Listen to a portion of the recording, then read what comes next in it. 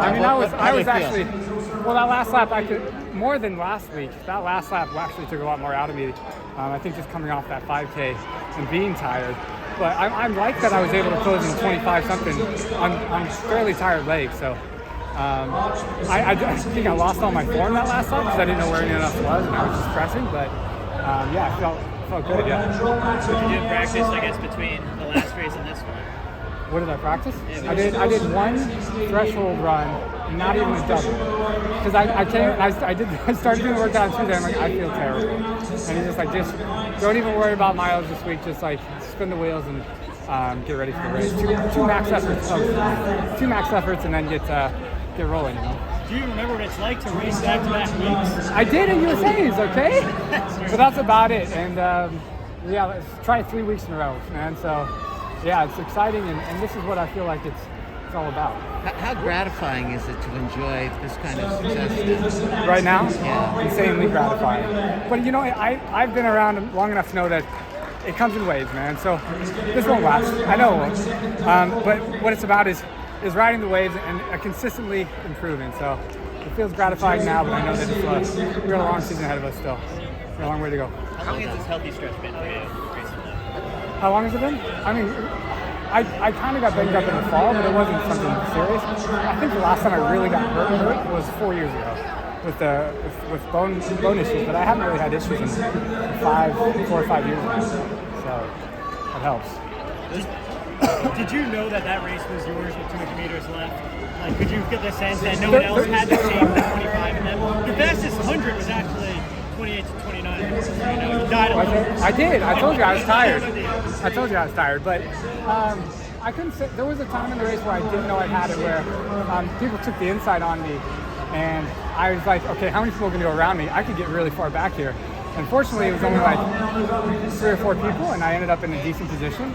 But after I got through that phase, I was pretty confident. Like, all right, I can hammer this last lap, these last 2 laps if I have to. I think it was really like the last 300. Is there any validity to the idea that indoor racing is the best way to replicate championship racing?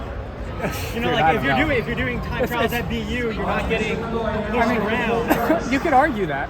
I think the last time I really got pushed down in the World Championship was that 10K at the Olympics, where I really felt pushed around.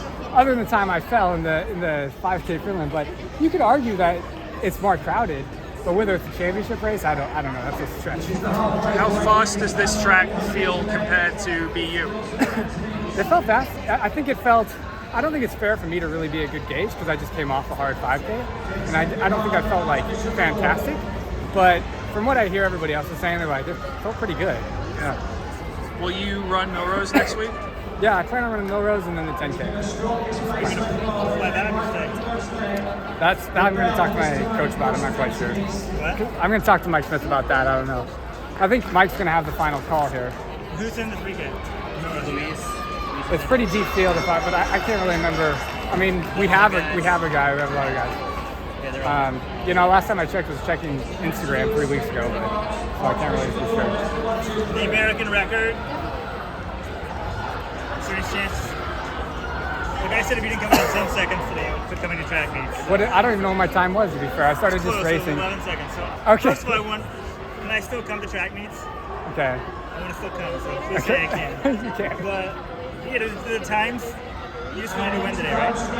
Yeah, when we went through 4:12 especially, I was like, okay, this is for the win. And I think the goal always is like, I want to keep the good momentum going forward.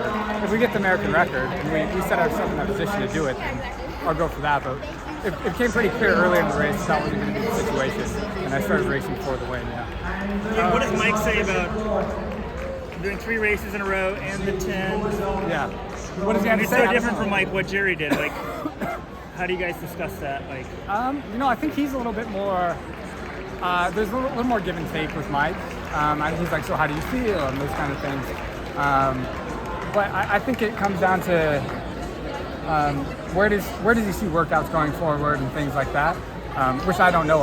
I don't know what he's thinking. So whatever he really has in mind there is probably where I'll make the decision.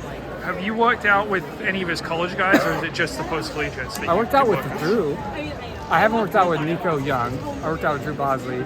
That's it. Yeah. Are you working out with Luis a lot? Yeah, Luis. What's great about Luis is I think I have a bigger engine than he has.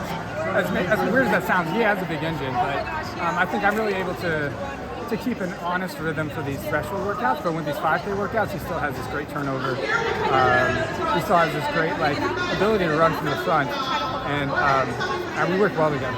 I think we do. Yeah. Is Nico healthy at the moment? I think so. Yeah. Oh, okay. Yeah, I think he's healthy. I haven't really seen him around too much, but Yeah. I was just curious because